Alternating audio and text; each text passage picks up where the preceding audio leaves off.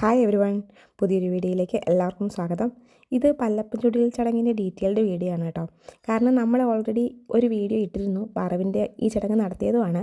പക്ഷേ പലരും ചോദിക്കുകയുണ്ടായി ഡീറ്റെയിൽ ആയിട്ടുള്ള കാര്യങ്ങളൊന്ന് പറഞ്ഞു തരാമോ എന്ന്. അതുകൊണ്ട് നമ്മളൊന്നുകൂടെ റീക്രിയേറ്റ് ചെയ്ത വീഡിയോ ആണ് കേട്ടോ ഇത്. പല്ലപ്പം ചുടിയിലെന്ന് പറഞ്ഞ ചടങ്ങ് പരമ്പരാഗതമായി നടത്തപ്പെടാറുള്ളൊരു ചടങ്ങാണ്.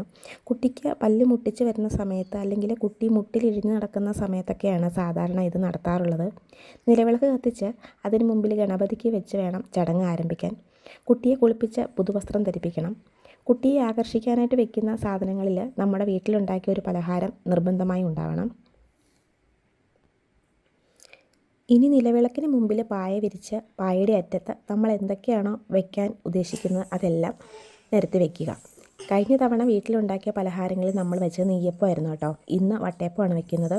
വട്ടയപ്പം, പൈസ, ബുക്ക്, പെൻസില്, വാട്ടർ കളറ്, അലുവ, ഇങ്ങനെ 5 കൂട്ടം സാധനങ്ങളാണ് നമ്മൾ വെച്ചത്. അതിനുശേഷം കുട്ടിയെ പായയുടെ അടുത്തായിട്ട് ഇറക്കി വിട്ടാൽ മതി. കുട്ടി വന്ന് എന്താണോ എടുക്കുന്നത് അതാണ് നമ്മൾ നോക്കുന്നത്. എല്ലാം ഓരോ വിശ്വാസങ്ങളല്ലേ. ആദ്യത്തെ നമ്മുടെ വീഡിയോ കണ്ടവർക്കറിയാം പാറുക്കുട്ടി ആദ്യം പോയി എടുത്തത് പെൻസിലും പേനയും ഒക്കെയാണ് കേട്ടോ. ഈ തവണ പാറു എന്താ എടുക്കുന്നതെന്ന് നമുക്ക് നോക്കാം.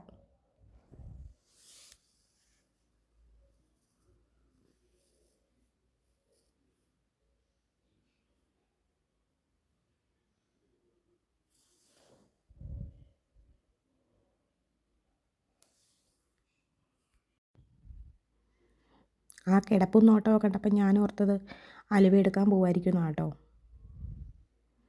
പക്ഷേ പാറു വന്നെടുത്തത് ബുക്കാണ്. അപ്പോൾ ഇത്രയേ ഉള്ളൂ നമ്മുടെ ഇന്നത്തെ വീഡിയോ.